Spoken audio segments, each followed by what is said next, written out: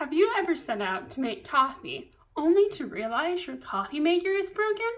Or perhaps you've gone to fill up your glass pot with water and accidentally cracked it against the faucet. Both of these experiences can be devastating, especially when all you want is a good cup of coffee. Now what will you do? Never fear, I have a solution for you.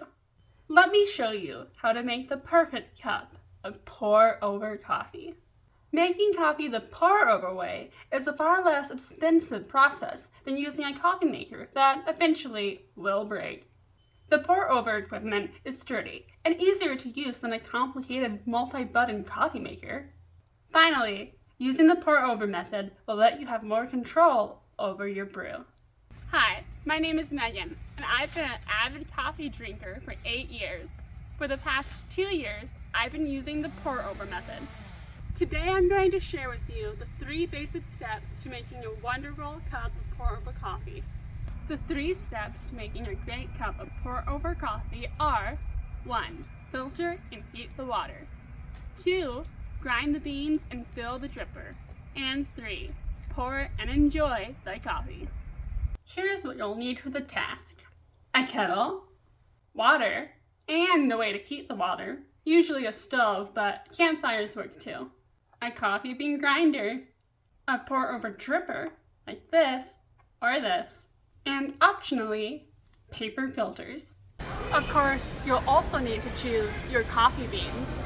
This choice is very important as it definitely contributes to the perfect cup of coffee. Will you choose light roast, medium roast, or my favorite, dark roast? You can choose a generic brand like this one, or you can choose a fancy one like this. You can also have fun exploring different kinds of flavors. Chocolate raspberry cream sounds good. And what about hot buttered rum? Or you can choose the familiar overpriced Starbucks brand. But why would you want to do that? Time to make the coffee. Step 1. Filter and heat the water. The first step to making coffee should be to filter the water. Unfortunately, some of us don't have the purest water coming out of our tap, and filtering removes the distasteful and unhealthy stuff from the water. I have an outdoor water filter. Some people have filters in their kitchen. Just remember, ugly water leads to ugly coffee, and we don't want that. Once the water has been filtered, you can fill up the kettle with the desired amount of water. Then place it on a heat source, usually a stove burner. If the burner is on high, heating the water should take only 5 minutes at most.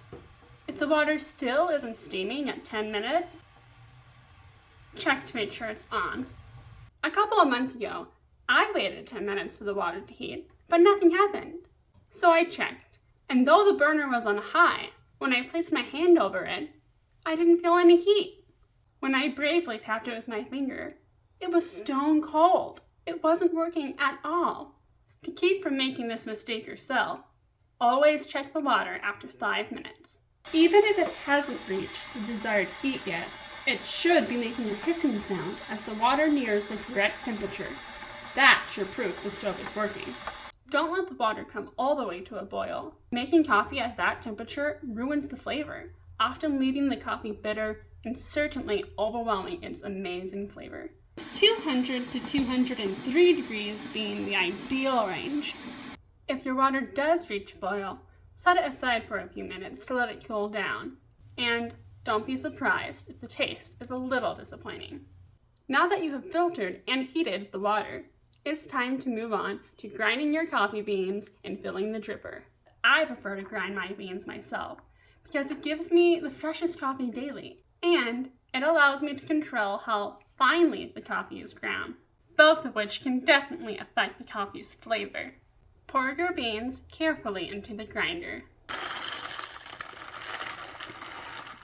Put the lid on and press the button. I happen to find the loud humming sound of grinding coffee soothing, and I also like to press buttons. This can be a dangerous combination.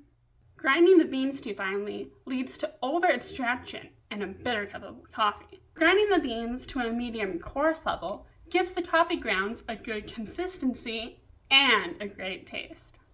Bigger than table salt and smaller than sea salt. Once you determine the coffee has been ground to your preferred consistency, like this, you can take off the lid and pour out your freshly ground coffee. Here's an easy tip to prevent spilling any coffee grounds. Carefully flip the whole unit over, and now all the coffee is in the lid. Now scoop the coffee into the awaiting dripper.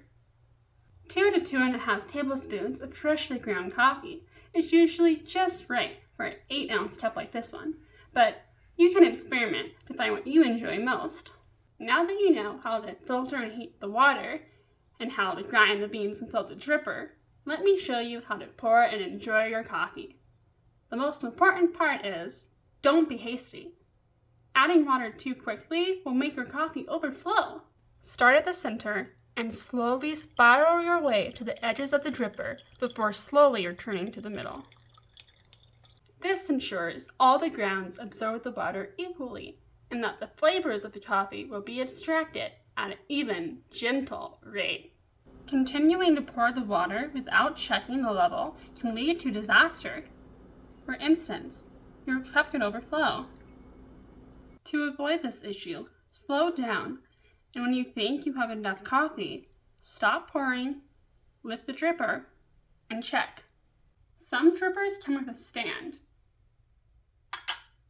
raising them high enough so that you'll know when you have enough coffee. Now it's time to set the drippers aside and enjoy your freshly brewed coffee. Whether you drink it to help you wake up, curl up with a hot mug, some brownies, and a good book, or when you have a lot of homework to do and you need a quick pick-me-up. Now you know the 3 steps to make excellent pour-over coffee. 1. Filter and heat the water. 2. Grind the beans and fill the dripper. And 3. Pour and enjoy your coffee. I'm even prepared for the worst case scenario.